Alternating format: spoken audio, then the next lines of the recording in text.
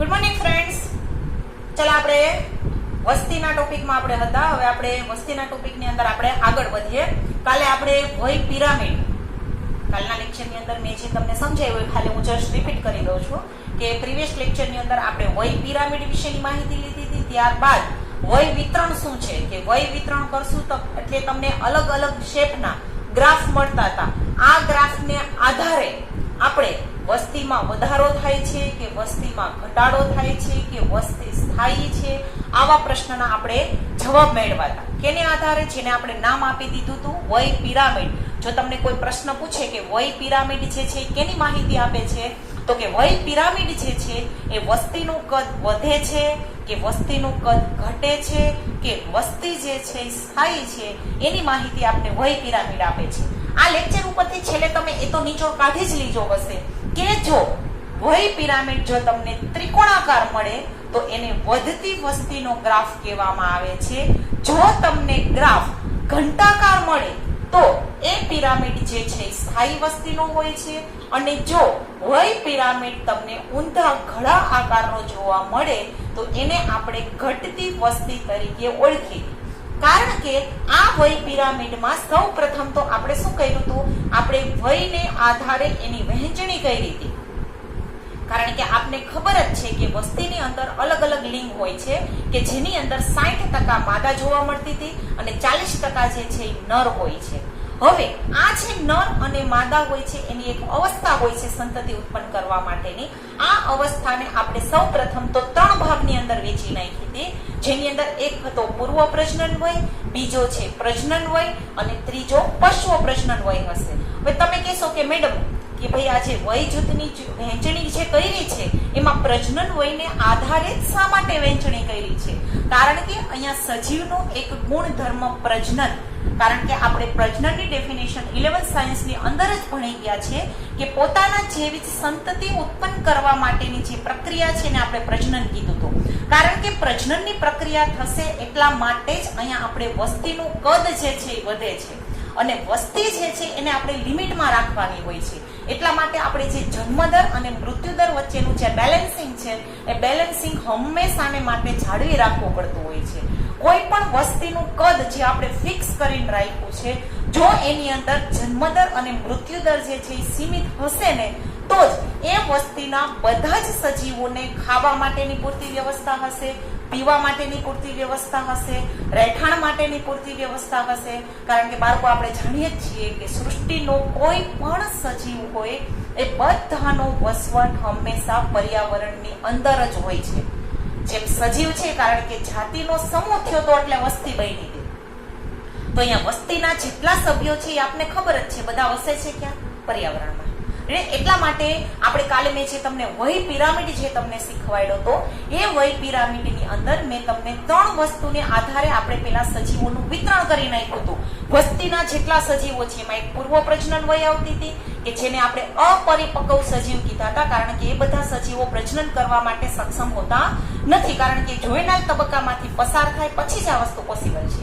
ત્યારબાદ આપણું જે સેકન્ડ સ્ટેપ જે હતું એને આપણે પ્રજનન વય કીધું હતું કે જે સંતતિ ઉત્પન્ન કરવા માટે સક્ષમ હતું. અને ત્રીજું આપણું જે વય જૂથ હતું એને આપણે પશ્વ પ્રજનન વય તરીકે ઓળખ્યું હતું કે જેની અંદર વૃદ્ધ સજીવોનો સમાવેશ થયો હતો કે જે પ્રજનન ક્ષમતા ગુમાવી બેસા છે, યાની કે એ સંતતિ ઉત્પન્ન કરવા માટે સક્ષમ હોતા નથી. કારણ કે વસ્તીનું કદ જે છે એ હંમેશાને માટે સંતતિ સાથે જોડાયેલો હોય છે.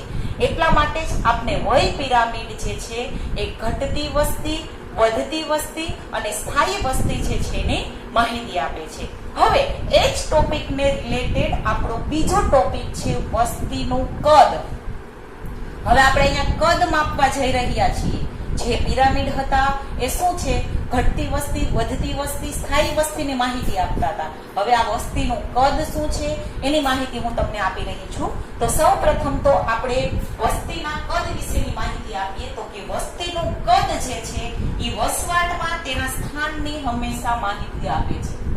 વસ્તીનું કદ તમને શું માહિતી આપશે? તો કે વસ્તીનું કદ કેની માહિતી આપશે? તો કે વસવાટમાં વસતા જે સજીવ છે આ સજીવની માહિતી આપશે. વસવાટમાં વસતા તેના સ્થાનની માહિતી આપશે. હવે આ કઈ રીતના આપે છે એની હું તમને માહિતી આપું. ધારો કે હું તમને એમ કહું કોઈ પણ એક વસ્તી જે છે મગજમાં રાખી લ્યો. ચલો આપણે વાત કરીએ મનુષ્યની વસ્તીની, કારણ કે એ વસ્તી આપણે મગજમાં ઉતરે છે. અત્યારે હું ખાલી ઉદાહરણ માટે મનુષ્યની વાત આપું છું. બાકર અહીંયા સજીવ આવી ગયો એટલે વનસ્પતિ પણ આવી ગઈ છે, પ્રાણી પણ આવી ગયા છે, સૂક્ષ્મ જીવો પણ આવી ગયા છે, બધા આવી ગયા છે. હું બધાના તમને એક એક ઉદાહરણ આપીશ, પણ પહેલા આપણે ધ્યાન જે છે એક વસ્તીનું કદ. ધારો કે કોઈ પણ એક ગામ જે છે એ તમે લઈ લો, એની અંદર ધારો કે આપણે સજીવની અંદર ખાલી મનુષ્યની વસ્તીના કદની જ હું વાત કરું છું. ધારો કે એની અંદર એ જે વસ્તીનું કદ જે છે એની અંદર ચલો મેક્સિમમ એ 200 વ્યક્તિઓ જે છે એનો એ સમાવેશ કરી શકે છે. ચલો હવે આપને વસ્તીનું કદ ખબર પડી ગઈ. શું છે કે એ જે વસ્તી છે એ મેક્સિમમ 200 વ્યક્તિઓ જે છે એનો સમાવેશ કરી શકે છે. હવે ધારો કે હું તમને એક પ્રશ્ન પૂછું કે આ જે વસ્તીનું કદ છે એનું શું કન્ટિન્યુઅસલી બેલેન્સિંગ થતું હશે? તો કે નહીં, કારણ કે આ જે કદ મેં અહીંયા માત્રા કેટલી આપી દીધી છે 200 વ્યક્તિઓ, મેક્સિમમ 200 વ્યક્તિને જ સમાવી શકશે. જો 200 ની જગ્યાએ 250 વ્યક્તિઓ ત્યાં હશે તો આ વસ્તીની અંદર અવ્યવસ્થા ઉત્પન્ન થઈ જશે, કારણ કે લિમિટ 200 ની હતી એટલે ખાવા પીવા રહેવાનું દૈહિક પ્રક્રિયાઓ માટેનું જીવભારનું કેલ્ક્યુલેશન એ બધું 200 પૂરતું જ ત્યાં છે, સીમિત. 1 થી 2 વ્યક્તિનો સમાવેશ થશે તેમાં ફેર નહીં પડે, પણ મેં અહીંયા સીધો 50 નો વધારો કરી નાખ્યો છે. 200 માંથી ચલો અહીંયા 250 વ્યક્તિઓ છે તો હું વય પિરામિડને આધારે હું એટલી તો મને ખબર પડી છે કે ત્યાં જન્મદર વધારે છે અને મૃત્યુદર ઓછો છે. જો ઇમ્બેલેન્સ થઈ ગયું, કારણ કે 200 ની જ કેપેસિટી હતી, 200 માંથી ત્યાં 250 સજીવો જમા થઈ ગયા છે, એટલે એના વય પિરામિડને આધારે અહીંયા કેવો ગ્રાફ આપને મળશે? ત્રિકોણાકાર મળશે, ઘંટાકાર મળશે કે ઊંધા ઘડાકારનો મળશે? તો પ્રશ્નનો જવાબ શું છે? ત્રિકોણાકાર. કારણ કે વધતી વસ્તી છે ત્યાં જન્મદર વધારે છે, મૃત્યુદર ઓછો છે. જો હવે હું બેલેન્સિંગ કહું સૃષ્ટિનું તમને, ચલો અચાનક રોગચાળો આવ્યો, ચલો કોરોના વાયરસ આવ્યો, ત્યાં ચાલે છે કોરોના વાયરસ આવ્યો એટલે કેટલા વ્યક્તિઓને, ચલો આ રોગચાળો છે એ હંમેશા અચાનક જ આવે છે. ધારો કે રોગચાળો આવ્યો, ધારો કે ખોરાક માટે સ્પર્ધા થઈ, કારણ કે 200 જણાના વ્યક્તિનું જ ત્યાં ખાવાનું હતું. આપને ખબર જ છે કે સૃષ્ટિની અંદર સજીવોના ખોરાક માટે એક આહાર શૃંખલા હોય છે. સજીવો ખોરાક માટે એકબીજા સાથે સ્પર્ધા કરતા હોય છે.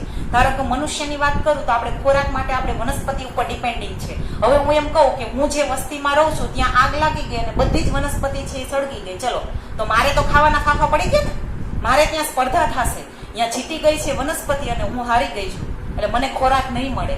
એટલે અચાનક આગ લાગવી, આ બધી આકસ્મિક પ્રક્રિયાઓ હોય છે. આ આકસ્મિક પ્રક્રિયાઓને લીધે વસ્તીનું કદ જે છે એ હંમેશા આને માટે બેલેન્સિંગ થતું હોય છે. એટલા માટે વસ્તીનું કદ જે છે એ હંમેશા આપને સજીવની સંખ્યા વિશેની માહિતી આપતા હોય છે. આ બેલેન્સિંગ જ્યારથી સૃષ્ટિનું સર્જન થયું હતું ત્યારથી જ જળવાઈ રહેતું હોય છે. બાકી તો હું તમને એમ કહું, ચલો હું જે વસ્તીમાં ધારો કે 200 વ્યક્તિઓ છે એની અંદર ધારો કે હું વસવાટ કરું છું, હું 100 વર્ષ સુધી જીવું, મને કોઈ પણ પ્રકારનો અચાનક ક્યારેય રોગે લાગવું ન પડે. ચલો મને કોરોના લાગવો નથી, કાંઈ નથી લાગવું પડ્યો, આગ લાગી તો હું આગમાંથી બચી ગઈ, મારું ક્યાંય એક્સિડન્ટ નથી થયું, કાંઈ નથી થયું, મારું નેચરલ ડેથ થાય છે. તો 200 વ્યક્તિનું તમે માર્ક કરો, નેચરલ ડેથ થશે તો 20 થી 25 વર્ષ પછી એ વસ્તીનું કદ ક્યાં જશે તમે જ તમારી રીતના વિચારી શકો છો. આ એક પ્રકારનું બેલેન્સિંગ છે. હંમેશા જ્યારથી સૃષ્ટિનું સર્જન થયું હતું ત્યારથી આ બેલેન્સિંગની પ્રક્રિયાઓ ચાલુ જ છે. મેં આ 200 વ્યક્તિની વાત કરી તો આખી સૃષ્ટિને હવે આને તમે મગજમાં નાખો અને તમે વિચારો કે આ અચાનક રોગચાળા છે એ શા માટે આવે છે, શા માટે એક્સિડન્ટ્સ થતા હોય છે, શા માટે આગ લાગતી હોય છે, શા માટે કુદરતી આફતો આવતી હોય છે. આ બધાનો જવાબ આપણા આજના ટોપિકની અંદર છે. આ એક પ્રકારનું બેલેન્સિંગ છે. મેં તો તમને ખાલી 200 વ્યક્તિની જ વાત કરી. આપને ખબર જ છે બાયોલોજીમાં આપણે 11th સાયન્સની અંદર ભણી જ ગયા હતા. 17 થી 18 લાખ જેટલી જાતિઓ, મનુષ્યની વાત નથી કરતી, સૃષ્ટિની અંદર સજીવોની કે જેની અંદર વનસ્પતિ આવી ગઈ, પ્રાણી આવી ગયા, મનુષ્ય આવી ગયા, સૂક્ષ્મ જીવો, કેટલી જાતિ છે? ખાલી મનુષ્યની વાત કરશો ને તો મનુષ્યની જ ખાલી 17 થી 18 લાખ જેટલી જાતિ છે. વનસ્પતિને આવશે, પ્રાણીને આવશે, સૂક્ષ્મ જીવોને આવશે અને 50 લાખ થી 5 કરોડ જેટલી જાતિ હોવાનો અંદાજ છે. જાતિ છે, જાતિ એટલે સજીવનો સમૂહ. યાદ રાખજો, મેં તમને સંગઠનના સ્તરો કર્યા હતા. આપણે કોષથી છે જીવાવરણ સુધી ગયા હતા, જેની અંદર આ વસ્તુ આવી ગઈ. એટલે જે સંગઠનના સ્તર જે છે ને તમારે વસ્તીના કદમાં બેસાડવાના છે. આપણે તો ખાલી મનુષ્યની જ વાત કરીએ છીએ. હજી આમાં વનસ્પતિ બાકી રહી ગઈ, પ્રાણી બાકી રહી ગયા, સૂક્ષ્મ જીવો બાકી રહી ગયા, ઘણા બધા જીવો બાકી રહી ગયા છે. એટલે આ ઓલ ઓવર બધી વસ્તુ નાખી મેં તો ખાલી તમને 200 વ્યક્તિ નાખીને જ વાત કરી હતી. એટલે વસ્તીનું કદ જે છે આ રીતના બેલેન્સિંગ થતું હોય છે, જેની અંદર જન્મદર, મૃત્યુદર, અચાનક રોગચાળા, ખોરાક માટે કઈ સ્પર્ધા થતી હોય, ઘણી વખત રહેઠાણ માટે ત્યાં સ્પર્ધાઓ થતી હોય, એમાં એક જણો હારે ને એક જણો જીતે. જે જીતે એ ત્યાં રહે, બાકી હારી ગયા એનું મૃત્યુ થવાનું છે. એટલે આ રીતના બેલેન્સિંગ જે છે એ કન્ટિન્યુઅસલી વસ્તીની અંદર થતું હોય છે, કે જે વસ્તીનું કદ જે છે એ મેન્ટેન કરીને રાખે છે. હવે જો વસ્તીનું કદ જે છે એ મેન્ટેન થઈ અને રહ્યું છે, ચલો હું એમ કહું, ચલો આ જે 200 વ્યક્તિનું જે કદ છે ને એ વસ્તીની અંદર મેન્ટેન થઈ રહ્યું છે, પણ ત્યાં જેવ ભાર માટે પણ કંઈક પ્રોબ્લેમ થતા હોય છે. એટલે તમારે એનસીઈઆરટી ની ટેક્સ્ટ બુકમાં એક સેન્ટેન્સ આપેલું છે. આ સેન્ટેન્સ બાળકો હું તમારી સામે રિપીટ કરું છું. જો તમારી એનસીઈઆરટી ની ટેક્સ્ટ બુકમાં આ એક શબ્દ આપેલો છે, વસ્તીનું કદ વધુ યોગ્ય રીતે વસ્તીની ગીચતા ફક્ત સંખ્યાથી જ માપવી જરૂરી નથી. જો મેં તમને પહેલા કીધું તો 200 વ્યક્તિની સંખ્યા લઈ અને મેં તમને સમજાવ્યું હતું, અને તમારી એનસીઈઆરટી ની ટેક્સ્ટ બુકમાં એવો શબ્દ આપ્યો છે, સંખ્યાથી જ માપન થતું નથી, એવો શબ્દ વાપર્યો છે. તો તમારા મગજમાં પ્રશ્ન ઉદ્ભવશે કે મેડમે અમને શું ખોટું સમજાવ્યું? તો નહીં બાળકો, મેં તમને ખોટું નથી સમજાવ્યું, મેં તમને એક ઉદાહરણ દ્વારા સમજાવ્યું છે. અને ઇકોલોજીના નિયમ પ્રમાણે જો તમે આ માપન કરશો તો આ માપન રોંગ છે, એવું એ સેન્ટેન્સ તમને કહેવા માંગે છે. એટલે જ્યારે તમને નીટમાંથી ક્વેશ્ચન પૂછે ત્યારે આ રીતના ટ્વિસ્ટિંગ થઈને ક્વેશ્ચન પૂછાતા હોય છે. એટલા માટે તમે જે છે ને એ ખોટો આન્સર લખતા હોય છે એમાં, કારણ કે 4 માર્ક્સનો આન્સર હોય છે. હવે હું જો તમને સમજાવું, એ એનસીઈઆરટી ની ટેક્સ્ટ બુકમાં જે તમને સેન્ટેન્સ આપ્યું છે અને મેં તમને કીધું છે એ બંને સાચો કેમ છે હું તમને સમજાવું. ધારો કે તમારી ઈ જ ટેક્સ્ટ બુકમાં તમને એક ઘાસ, જો ઘાસનું નામ આપેલું છે, તમારી ટેક્સ્ટ બુકમાં તમને નામ જો એમાં અંડરલાઈન કરી નાખ્યું છે, એમાં પાર્થેનિયમ નામની એક વનસ્પતિ છે એનું નામ આપ્યું છે. આ વનસ્પતિનું નામ તમને આપ્યું છે પાર્થેનિયમ. ટેક્સ્ટ બુકમાં પેજ નંબર 228 ઉપર આ વસ્તુ આપેલી છે. એટલે પેજ નંબર 28 228 બોલો. પાર્થેનિયમ નામની જે વનસ્પતિ છે, જો મેં તમને મનુષ્યનું ઉદાહરણ આપ્યું તો હવે હું વનસ્પતિ ઉપર ઉતરી ગઈ છું. પાર્થેનિયમ નામની વનસ્પતિ જે છે એની 200 જાત હતી એક જંગલની અંદર. કેટલી? 200 જાત. હવે આ જ જંગલની અંદર એક જ વૃક્ષ છે મોટું, ઘટાદાર. એ વૃક્ષનું નામ પણ આપેલું છે. પાર્થેનિયમ વનસ્પતિની કેટલી જાત છે? 200. હવે અહીંયા એક મોટું ઘટાદાર વૃક્ષ છે. આ છે મોટું ઘટાદાર વૃક્ષ. એની સંખ્યા કેટલી છે? 1. જો અહીંયા ખાસ હવે જે સેન્ટેન્સ એનસીઈઆરટી માં આપ્યો છે એ હવે હું તમને સમજાવવા જઈ રહી છું. પાર્થેનિયમ જાતની વનસ્પતિ કેટલી છે? 200. ઘટાદાર વૃક્ષની સંખ્યા કેટલી છે? 1. તો આ વસ્તીના કદમાં સૌથી વધારે સંખ્યા કોની થઈ? નિયમ પ્રમાણે પાર્થેનિયમ નામની વનસ્પતિ. આ પાર્થેનિયમ નામની જે વનસ્પતિ છે એ ઘાસ પ્રકારની વનસ્પતિ છે. અને આ જે મોટું વૃક્ષ છે એની સંખ્યા કેટલી છે? 1. તો હવે તમારા મોઢે જ તમે કહો, ઇકોલોજીના નિયમ પ્રમાણેમાં જેવભાર આનો વધારે છે, જેવભાર આનો વધારે છે.